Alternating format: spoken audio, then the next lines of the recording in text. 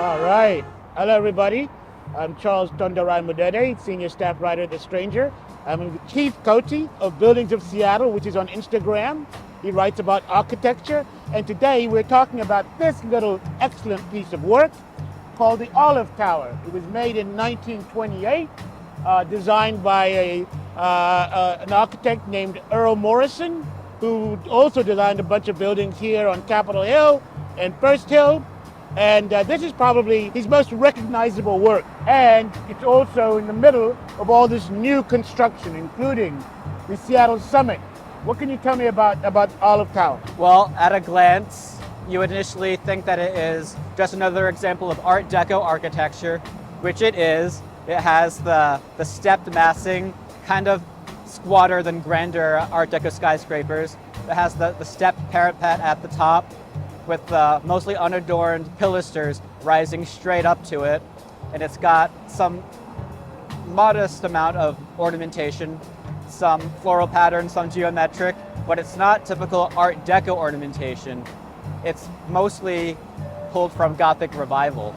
And what was this building initially? What was its purpose? A gentleman's hotel. Here we are at the entry of the Olive Tower. We're about to go in. But before, I want to talk about what's happening right here, all around us. So this is some of the terracotta ornamentation you can actually see up close and actually touch. It's all borrowed from the Gothic style.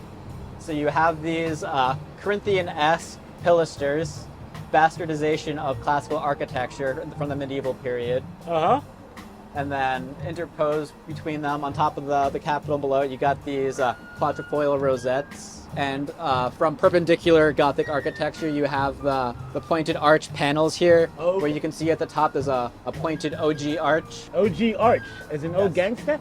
As a OGEE. OGEE. I think it's a French word. OGE, okay, all right.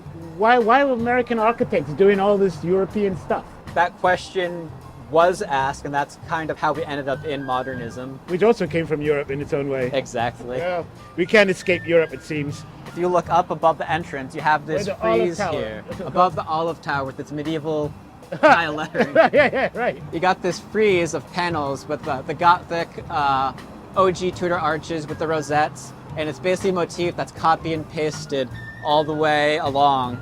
Yes. Of course, it's for economic reasons, but since this is pulled from perpendicular Gothic, which was during the late medieval period, the reason this style came into existence was because of the Black Plague.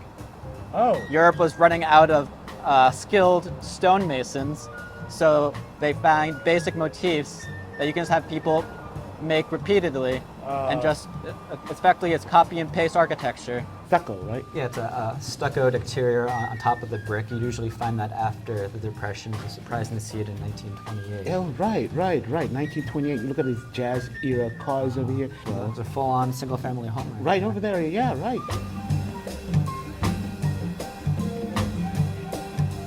Just came out of the closet. There's a lot of room in it. You know, in the old days when I was a poor artist, I'm not a rich artist now, but when I was a poor artist, this was a room. I'm not kidding you. I would have rented this space from somebody. Now this is a studio unit that has a walk-in closet and a walk-through closet. Yes. Those are premium amenities. That's what I'm talking to. I mean, the walk-in closet is amazing. Yes, if this wasn't low-income housing, this would be $3,500 a month. Yeah. What do you notice about this room? What are the designs that you recognize? Well, the details are sparse, but I did notice in the entryway there we have a Gothic arch, in particular a Tudor-style arch, where it's kind of a flattened, pointed arch. Okay. So it's kind of following the theme of the Gothic architectural details on the facade. And similarly, in the kitchen, I noticed we have some pink Art Deco style tiling. So again, following the theme of blending Art Deco and Gothic architecture.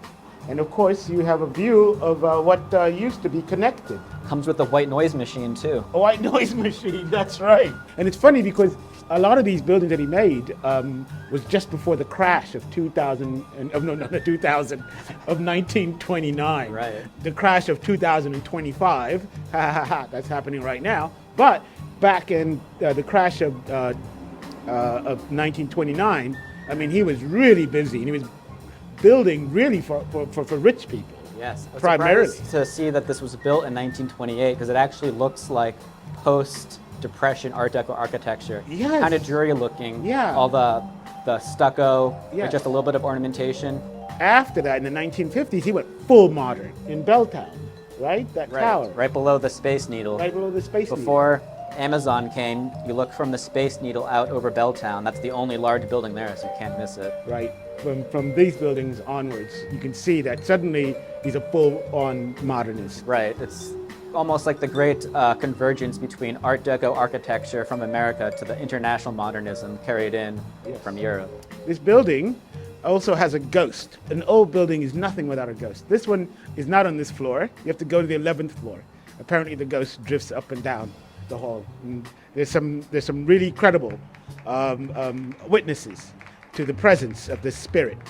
Apparently it's a woman who committed suicide in 1942 or something like that. Then you can see here across is El Capitan Apartments. Gives you a sense of like what used to be connected. All of this used to be just buildings, right? And now they're separated, right? And they just look at each other and they remember the good old days. But Keith, what is that outside?